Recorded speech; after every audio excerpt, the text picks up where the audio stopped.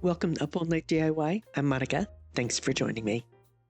I'm co-hosting with my buddy Dawn of Shabby Meets Bling in the Thrifted Finds and Flips collaboration. We're joined by some of our talented friends. You'll find links to Dawn's channel, as well as a link to the creators playlist in the description box. I'll be refreshing these display frames. They're very weighty and high quality. My husband grabbed these for me, knowing I would appreciate them. This is going to be quite quick and easy, really. Yeah, the finish on these frames, it's a wee bit boring and dated, so I'm going to hit it with a couple of coats of black spray paint. I'm going to use Krylon Fusion All-in-One in flat black. This paint gives awesome coverage, especially on metal with the slick finish. No prepping is necessary, which I can truly appreciate. So once I got the first application on, I waited until it was completely dry before I added a second application.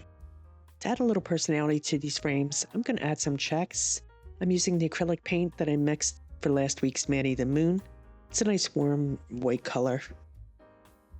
I'll be adding the checks freehand, and I'm just going to go by the width of this 3/4 inch brush for the width of the checks. For me, I find the easiest way to evenly distribute the checks is to place my first check in the very center, and then I'll go to the ends and I'll fill in between at the halfway points, if that makes sense. Now on this top piece here, this is only going to get 3 checks, the top and the bottom, just 3 checks here. As you can see, I'm doing this by eye, and I also really like a painterly look to my checks. If you want something that's a little more crisp and exact, I would suggest measuring and maybe using some painter's tape to tape off your exact measurements. Here you'll see I'm going to go right here in the center. And again, I'm just eyeballing this. So I'll paint my center stripe, and then I'm going to go to the 2 ends.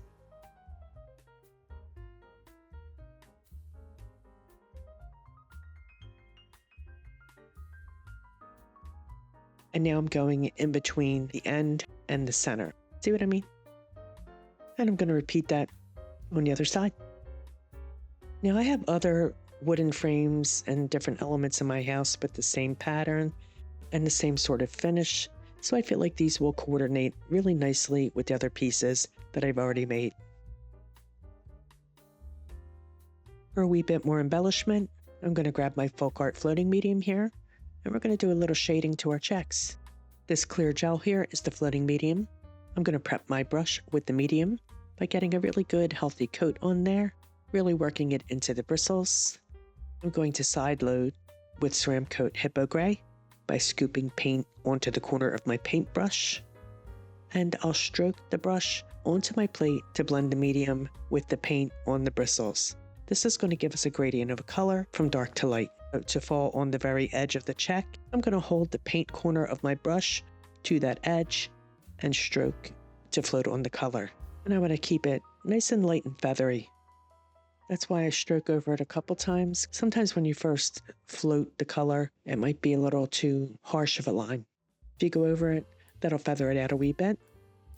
And I'm going to do this to all of the checks. Then I'm going to come back and I'm going to repeat this on the opposite edge of the check, like so. I love the way this accents the check. As I mentioned, I really love that painterly look, but you know, a nice crisp check, that's nice too if that's your thing. So now I'm just going to come along and float the edges completely around the rest of the frame. Once I have all the checks floated on there and everything is dry, I'm going to apply a clear matte sealer spray to my frames.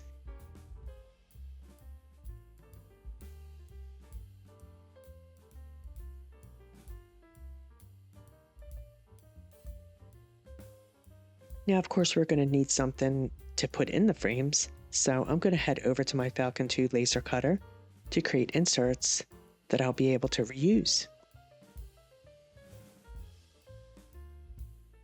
I'm going to cut 2 different versions. Right, so I cut a solid rectangle to slide into the frame to serve as a backer board. And then I also cut a rectangle with another rectangle cut from the center, and this will serve as more of a matte. And I painted both inserts with multiple coats of black acrylic paint. I found this really cool floating ghost in the forest picture on Pinterest, and I printed it onto a piece of vellum, cut it to size, and I'm going to attach it to the back of this wood mat insert. And as I mentioned, I want this to be temporary, so I'm just going to use some cellophane tape, little scotch tape, to attach the picture to the back of the frame.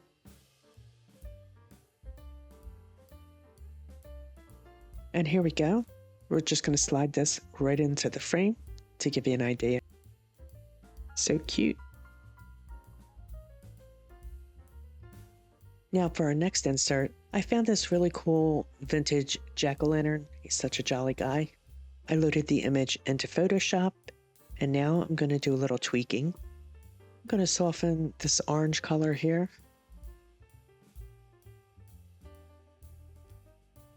And then I'm going to add a graphic box at the bottom. We're going to make it a little mid-mod, so I'm going to make it askew. I'm going to make one side higher than the other, so it's kind of mimicking his bow tie. Those wonky graphics really scream mid-50s and 60s to me. You know what I'm saying? I think this jack-o'-lantern might be a little older than 50s or 60s, but still kind of has that general vibe. You feel me?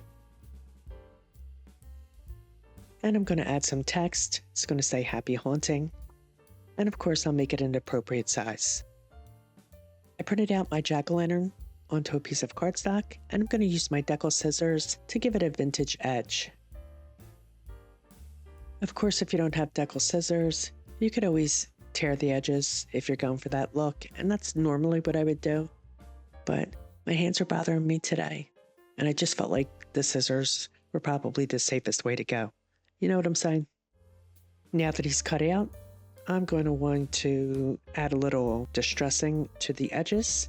So I'm grabbing my Tim Holtz Vintage Photograph Distressing ink. I'm going to hit the edges, and then I'll come back with my black ink and hit the edges again, grunge them up a wee bit.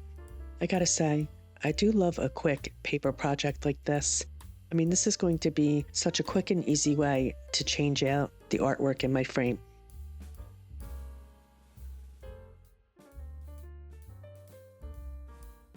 Since I want to be able to reuse that wood insert that I cut, I'm going to attach this jolly fellow to a piece of black cardstock. So I just cut it the same size as the insert. And I'm going to add some orange and some Oyster Beige polka dots to the cardstock, you know, jazz it up a wee bit. I grabbed my 3-in-1 glue. We're just going to trim out the edges with the glue and pop this guy into place.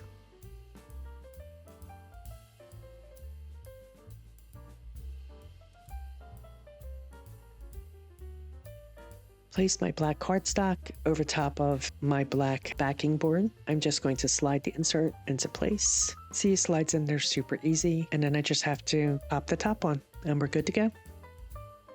And I'm going to go ahead and do one final project. Since I have my laser cutter fired up, I quickly designed this mid-mod cat piece, and I cut that out of 3mm basswood. I gave it multiple layers of black paint, as you can see. Once again, I'm going to use a piece of vellum as a backer, just to add a little bit more interest to our black cat cutout. I've traced around the eyes and the nose and the diamonds that are on his belly there, and I'm going to use some stamping ink to add a little color in those areas of the vellum. I'm using the ink so that it has a translucent look. Of course, you could always use paint or markers if you wanted a more opaque look, but I really wanted to see the light source that I'm going to put behind it, so I like the idea of it being translucent. So, as you can see, I'm just tapping the ink on there. I'll build the color until I'm happy with the depth.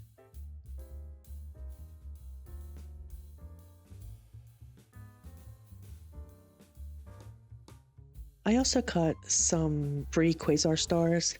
Some people like to call these atomic stars. I call them quasar stars because I'm old enough to remember the Quasar television, and these were the stars that were part of the logo. Anyway, I'm going to paint those. One's going to be orange, and one's going to be green. I cut 3, but I think I'm only going to use 2. And I'll affix those with some of my 3-in-1 glue. Once I get the 3D stars glued onto the front of the kitty cutout, I'm going to add the vellum to the back. I'm going to use 3-in-1 glue for this. The 3-in-1 will hold it nice and taut. That's it for today's projects. Should we take a look at our 3 different versions?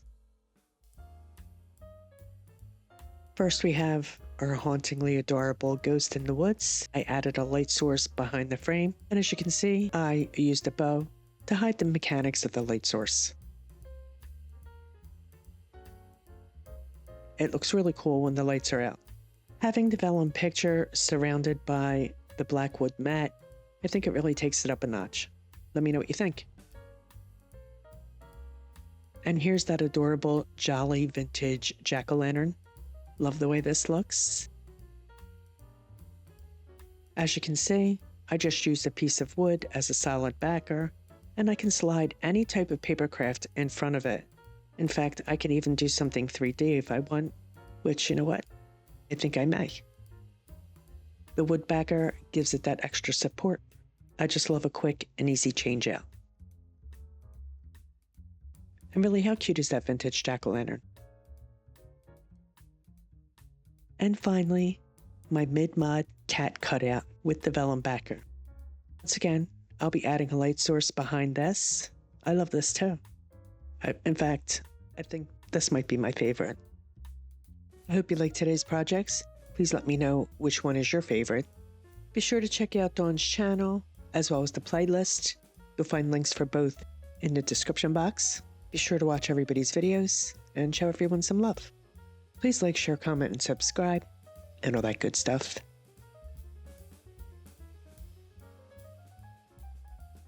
Stay creative, my friends. Thanks for hanging with me. See you next time. Up all night with Monica.